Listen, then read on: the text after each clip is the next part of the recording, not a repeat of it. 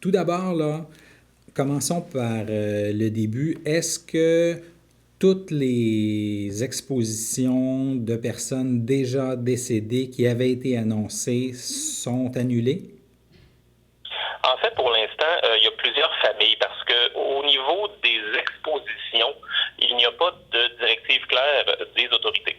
En fait, on y va avec les directives générales qui sont de limiter les rassemblements non essentiels, de avoir la distanciation sociale de 1 à 2 mètres, d'éviter les contacts physiques. Donc, c'est certain que nous, on recommande aux gens de reporter autant que possible. Quand les personnes sont incinérées, c'est assez simple quand on peut reporter à une durée indéterminée. Quand les personnes sont disposées en cercueil, on doit le faire à l'intérieur de 30 jours. Donc, on suit la situation et on verra.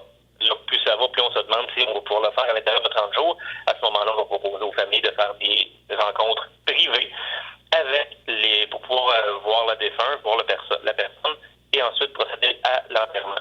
Parce que, avec la directive de l'évêché de Joliette, qui fait en sorte que toutes les églises sont fermées pour les funérailles, baptêmes, mariages, messes, mais aussi, ils ont interdit à tous les représentants du clergé, même les agents pastoraux, de se déplacer dans les complexes funéraires pour faire des cérémonies. Donc, aucune cérémonie n'est autorisée. Donc, il est possible que certaines des avis de décès qu'on a déjà reçus, que la personne soit exposée quand même, mais que pour la funéraille, ça n'ait pas lieu, là. Exactement. Ça, c'est toutes des choses que c'est du cas par cas. Donc, c'est sûr que nous, on est là pour accompagner les familles quand même. On est là pour s'assurer que les gens puissent vivre leur deuil de la meilleure façon possible, malgré les circonstances. Mais à date, je vous dirais que pour toutes les funérailles qui étaient déjà prévues dans les prochains jours, les familles ont choisi par elles-mêmes de les reporter. Donc, pour l'instant, je n'ai aucun accueil ou funérailles prévues au complexe de Berthierville pour les prochains jours, parce que tout est suspendu. Mais c'est toujours au choix des familles. L'autre directive, aucun buffet, aucune réception après funérailles n'est autorisée. Et évidemment, on doit suivre la logique encore là des autorités, vu qu'ils ont fermé tous les restaurants buffets et qu'ils ont fermé les cabanes à sucre, et puis qu'ils limitent les capacités des restaurants, mais c'est tout à fait logique de fermer notre salle de réception au buffet, juste parce que là, ça serait un non-sens. Fait que ça, c'est certain que c'est fermé. En fait, pour l'instant, même nous, on a décidé pour contenir au maximum et éviter la contamination. Et succursales, sur toutes nos 10 succursales, il y en a 3 qui sont ouvertes à temps plein. Qui sont Joliette, Saint-Félix et Berthier en temps normal. Et pour l'instant, pendant la crise, Saint-Félix est ouvert à temps plein. Et le salon de Berthierville et de Joliette sont ouverts sur rendez-vous uniquement. Donc, évidemment, s'il survient un décès dans une famille, il est important que les gens puissent du moins nous contacter et qu'on puisse faire les arrangements, déclarer le décès à l'état civil, au gouvernement et faire la paperasse, même si les cérémonies sont suspendues ou encore là peut-être très privées. Et comment ça fonctionne, là, par exemple, si une On y personne... va sur rendez-vous uniquement. Comment ça fonctionne, par exemple, là, si une personne devait décéder à domicile dans les prochains jours? Ben, si une personne décède, c'est sûr que ça ne change rien. Une personne va décéder à la maison, les gens vont appeler l'ambulance. L'ambulance va soit décider de constater le décès sur place ou de transporter le défunt à l'hôpital. Ça, c'est les choses vont fonctionner exactement de la même façon.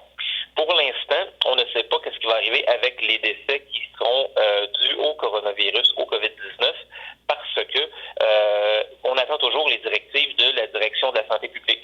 Est-ce qu'il y aura des mesures particulières en cas de décès contaminé au COVID-19? On s'attend à ce que peut-être il y ait des directives, en fait, il y ait des contraintes, mais pour l'instant, on n'est pas au courant. Ça n'a pas encore sorti, vu qu'en plus, le Québec ne compte pas de décès pour le moment. Donc, ça, on est en attente d'avoir les nouvelles qui devraient, je l'espère, arriver cette semaine parce que si on suit ce qui s'est passé dans les autres pays, sans vouloir être alarmiste, il risque d'avoir des décès. On l'espère le minimum possible, mais on a hâte d'avoir quand même les directives pour savoir quoi faire. Nous, on est prêts, on a des directives émises à l'interne parce que si on se base sur d'autres pathologies ou d'autres virus, d'autres maladies qui existent, qui sont du même type, donc